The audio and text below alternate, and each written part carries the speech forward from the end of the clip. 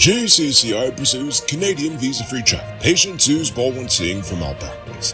And Exxon optimistic for more offshore oil finds.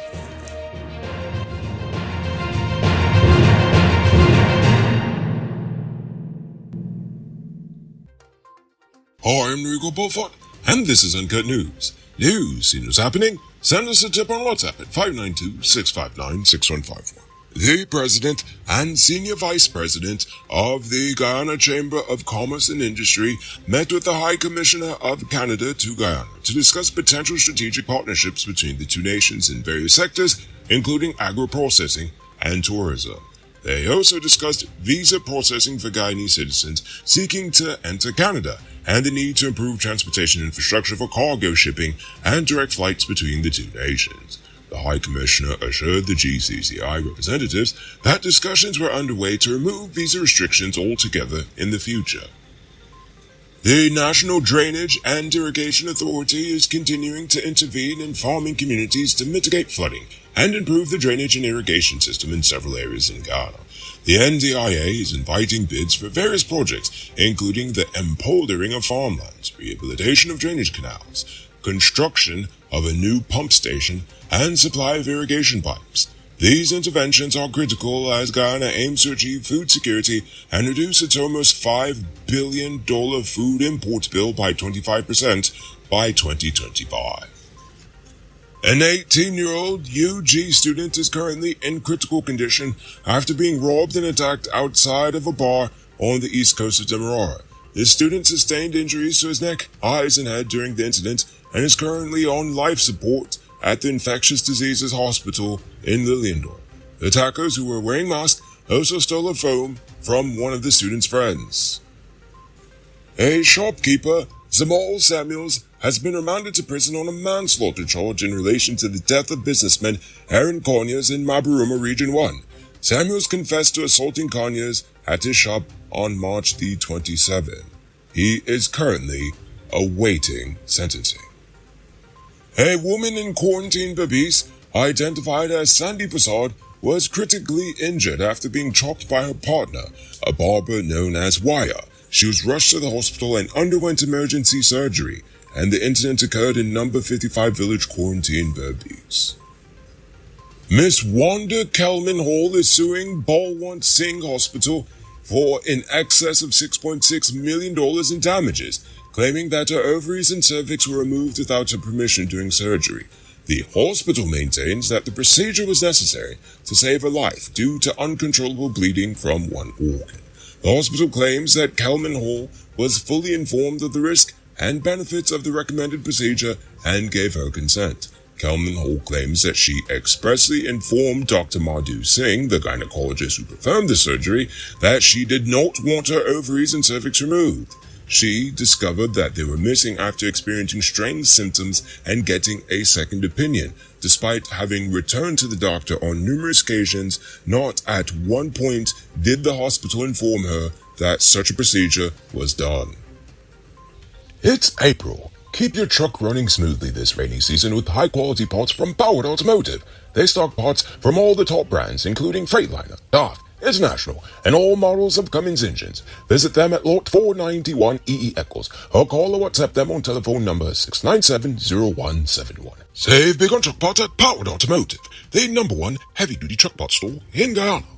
Tired of waiting on hold, tracking down a delivery driver, or carrying cash for your food orders? GT Eat is here to make your life easier. Guyana's first cashless food ordering and delivery app. Choose from Georgetown's top restaurants, pay securely with your card, and get your food delivered right to your doorstep. With the convenience of being able to order from your phone and the added feature of tracking your order, GT Eats is the ultimate solution for all your food needs. Download the app on Apple and Android stores and start ordering the easy way today.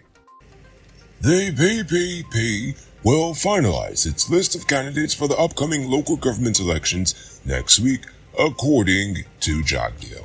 The party aims to strike a balance of ethnicities and genders among its candidates and has engaged numerous business supporters, according to Jagdeo. Meanwhile, he also criticized the ill-preparedness of the main opposition party, APNU, which is yet to decide whether it will even participate in the election. So far, the AFC and the WPA have signaled that they will not be contesting this year's elections. The president has announced that the government will finance the clearing of the backlog of echocardiograms and ultrasounds in the public healthcare system, which has left thousands of people on waiting lists. The backlog is largely due to the Rona, and the government is prepared to finance tests at private hospitals for those in need. When in doubt, blame the Rona.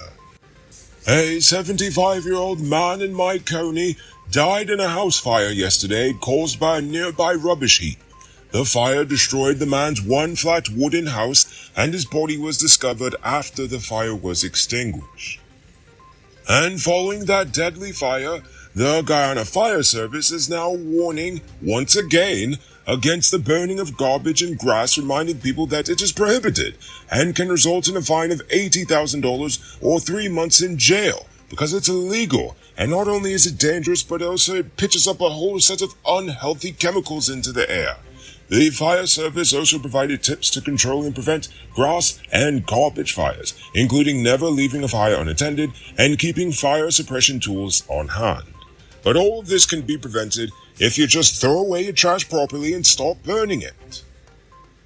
Now for today's oil update. Petroleum Geoservices has identified similar trends to the golden lane of oil discoveries in Guyana's outboard licensing blocks of D1, D2, and D3.